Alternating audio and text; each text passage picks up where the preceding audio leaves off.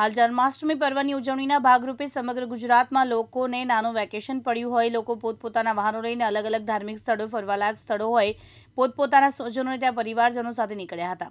જોકે ઘણા જગ્યાએ પેસેન્જરો કડવા અનુભવ થયા, ત્યારે ગુજરાત રાજ્યમાંથી ઘણા પેસેન્જરો પોરબંદર હરવા ફરવા માટે પોરબંદરનો જન્માષ્ટમીનો મેળાની મુલાકાતે આવ્યા. ફરી પોતાના વતન પાછા ફરવા માટે પોરબંદરથી કવાટ એસટી બસમાં ઘણા પેસેન્જરોને રિઝર્વેશન કરીને બસમાં બેસવા માટે બસમાં ગયા, પણ પોતાની સીટ ઉપર પોતાને બેસવાની જગ્યા ન મળી અને પોતાની સીટ રિઝર્વ હોય તો પણ ન બેસી શક્યા અને ઊભા હેરાન થતા બસમાં બેસી ગયા હતા.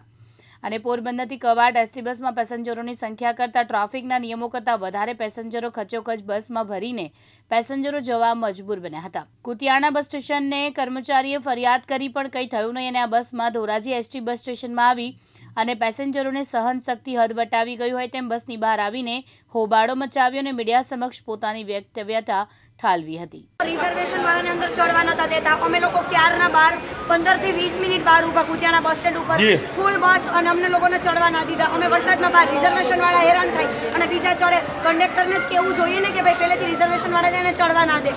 એની પણ ભૂલ છે ને આ વસ્તુમાં. ક્યાંથી હેરાન લો છો બેન તમે?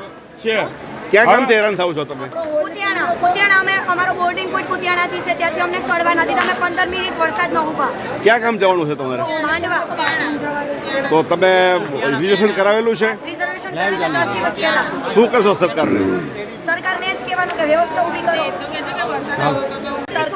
જે સરકાર એસટી બસની જે જાહેરાતો કરે છે, શું કહેશો બાબતે? અમે સરકારને એમ જ કહીએ, તમે બસો મૂકેલી તો એ બધી બસો ગઈ ક્યાં?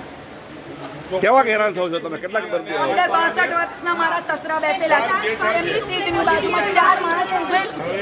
એકવાર હાર્ટ એટેક આવી ગયો, એ વ્યક્તિને બીજી વાર હાર્ટ એટેક આવી જાય તો જવાબદાર કોણ?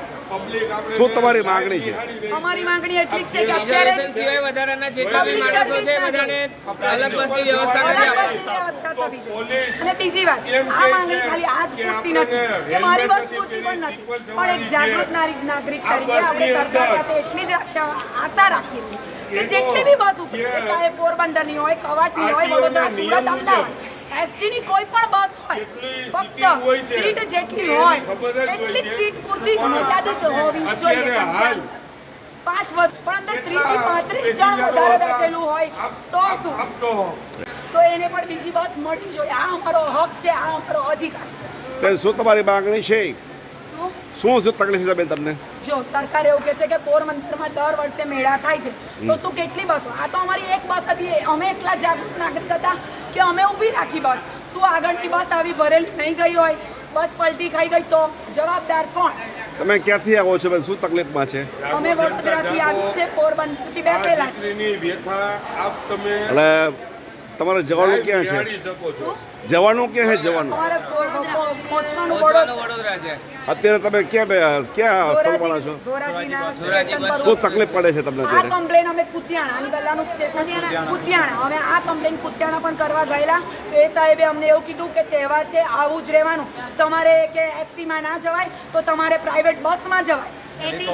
સરકાર જે જાહેરાતો કરે છે એસટી બાબતમાં શું કહેશો તમે? 87+ તો પેસેન્જર છે. એની 60 અને 70ની છે. જો આ બસનો અકસ્માત થશે તો જવાબદાર કોણ રહેશે? એના માટે જે રિઝર્વેશન નથી કરાવ્યા એમની પાસે પણ પૂરી ટિકિટ લઈને તેમને ઊભા રાખવામાં આવે છે, અને જેમનું રિઝર્વેશન કરાવી છે તેમને જગ્યા નથી એવું કહેવામાં આવે છે. તો હાલમાં નવી બસ મુકાય એવી સરકારને વિનંતી. કંડક્ટર અને ડ્રાઈવર દ્વારા શું જવાબ આપવામાં આવ્યો? કંડક્ટર અને ડ્રાઈવરનો એવો જવાબ આપવામાં આવેલો છે કે તમે લોકો ડિસાઈડ કરી લો, અમારા હાથમાં અમે કંઈ નથી. એ લોકો હાથ ઊંચા કરીને જતા રહીએ. તમારે ક્યાંથી ક્યાં જવાનું હોય છે? અમારે ધોરાજીથી બરોડા જવાનું. હાલ કેવી પરિસ્થિતિ છે? હાલમાં પરિસ્થિતિ એવી છે કે 2 કલાક બસ મોડી થયેલી છે, તો સમય પણ બગડે છે અને વ્યવસ્થા પણ. વિપુલ ધામેચા, દિવ્યાંગ ન્યૂઝ, ધોરાજી, રાજકોટ.